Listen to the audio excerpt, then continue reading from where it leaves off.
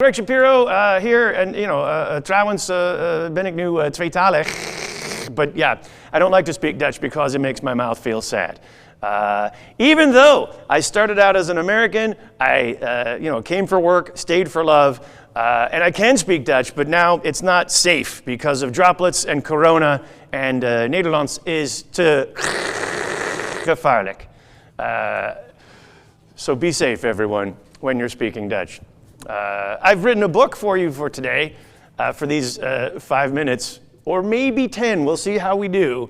But it's called The American Netherlander, 25 Years of Expat Tales. And I thought I would bring a couple of samples for you today. Basically, just sharing the most embarrassing stories of my experience of trying to assimilate into Dutch culture. And if you are really just getting here to The Hague, to the Netherlands, then you might be bumping your head against some of the culture shock headlines, such as sex, drugs, bikes. It's all out there waiting for you, and of course the language. But good news is so many Dutch people speak English, which is really self-preservation at this point, because the Dutch language, it's just unfortunate. My wife is Dutch, and she forbids me to speak the language in the house.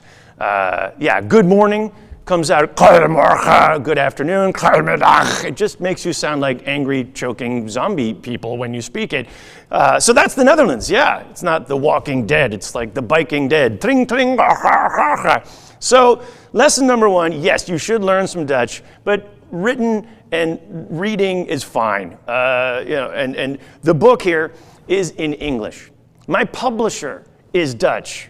And I said, shouldn't we, I'm writing it in my native language, English, but shouldn't we have a translation into the Dutch language? And the Dutch publisher said, nah, everyone here speaks English.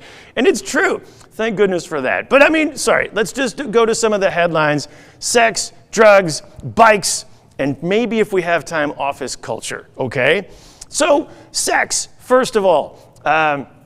You might come from a more conservative country, like the United States, where I'm from. And the way that some of the public outdoor ad campaigns in this country will portray full-on sexuality in your face, it can be a lot of culture shock. But if you can be open-minded about it, then quickly you realize, oh, actually, this is kind of more fun. And that is Dutch culture shock therapy, when you realize that actually the way that they do it here might actually be better than what I grew up with. Again, you might be still adjusting, it takes some time. There was a Dutch suit supply. There's a Dutch brand called Suit Supply. They make their own suits. And just last week, in preparation for the anniversary of 1 year of lockdown, pandemic shutdown in the Netherlands, they said, get ready for the new normal. Did you see this ad campaign? It was on all the outdoor bus shelters and outdoor billboards, and it was just a full-on orgy. There was a guy who was wearing one part of a suit, but like no trousers, and he's like French open mouth kissing with some woman. There's another couple, I don't even know the genders involved. That is in the background. This is just average day of depiction of sexuality in the Netherlands. My boss took me to, my boss, I started working for a company, and my boss was Dutch. And it was my boss who took me to a Dutch sauna for the first time. Now in America, it's like, oh no, I can't go to the sauna, I didn't bring my swimsuit. But in the Netherlands, certainly when I got here, it was all naked, all co-ed, both genders together, and my boss was a woman. So she took us to the sauna, she got undressed, and we were all there just wearing a towel. She said, like, yes, welcome to the Dutch sauna. There are men, there are women, we are all naked. These are my breasts. I've seen you looking at them in the office. Well, now you can take a better look. And she even said, oh, now that I'm dating one of you from the office, I can see I made the right choice. So this is normal in the Netherlands. And maybe it's not what you're used to in terms of open sexuality, but it is kind of better. I was listening to two Dutch women who were laughing about an American girlfriend of theirs, because the American girlfriend said, I've been dating this guy for 2 weeks, and maybe I think it's the right moment to invite him into the bedroom.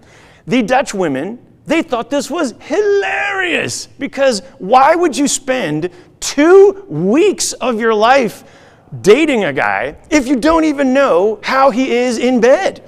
And I heard that and I thought, well, that's just more pragmatic, isn't it? In America, it's like, take me to dinner, and if that goes well, then maybe you can take me to bed. In the Netherlands, it's like, take me to bed, and if that goes well, then maybe you can take me to dinner. But I'm only paying half. So that, ladies and gentlemen, is the chapter called sex. Next up, drugs. We can talk about that. Drugs in the Netherlands. The coffee shops. The coffee shops, and there's a whole story behind it that I explain in chapter 3 of this book. But, I mean, for a lot of people, drugs in the Netherlands, all you need to know is what you watched in the movie Pulp Fiction. Pulp Fiction, written by Quentin Tarantino when he was in the Netherlands visiting in like 1993. The movie came out in 1994, and there was that whole scene about life in Amsterdam. It's like the coffee shops, and it's like the hash bars, and you know what they put on the French fries? Mayonnaise. And he talks about, it's those little differences.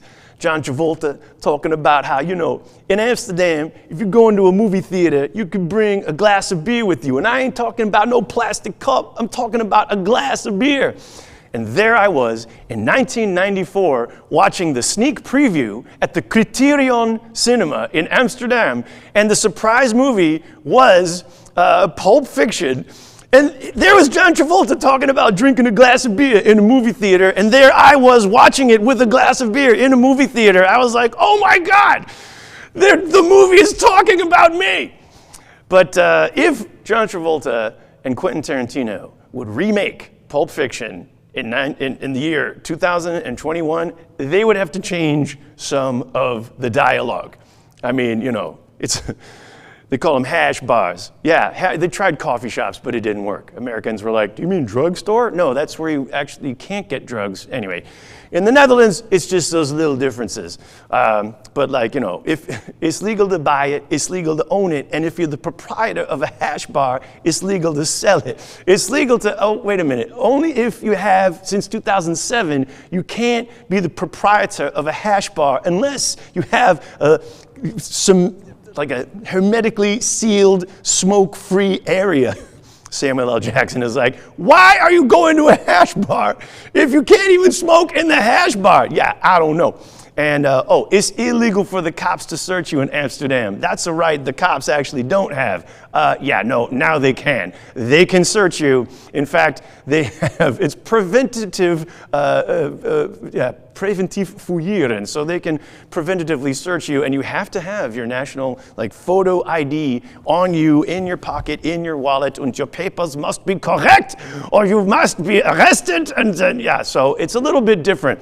The little differences are a little bit different since 1994. That's all I have time for drugs. But let's talk about bikes. I mean, this country is built for bikes. It's so great. Bikes have right-of-way in so many streets. And that's just, to me, the pinnacle of civilization. The family car in the Netherlands is a bike. It is not unusual after school lets out at 3 o'clock in the afternoon. It's not unusual to see a whole family. There can be like a kid on the back, another kid behind that, one little baby on the handlebars, la, la, la, la, la. In America, if you put a child on your front handlebars with no helmet, sometimes no shoes, you would be arrested for being an unfit parent, but not in the Netherlands. Nee, dat is normaal. Sometimes they have a windshield in front of the child's seat on the front handlebars, like a human shield. But the wind, the wind can be dangerous, but like a helmet for the child? Nee, doe normaal. One time I saw a bike with a whole family on it passing in front of my house, and that was part of what led me to write this book. This, I believe, is in chapter 11. And there was a father who was biking past with the little baby on the front handlebars. On the back was the mama. She was sitting like side saddle, and she was holding on to the papa like this.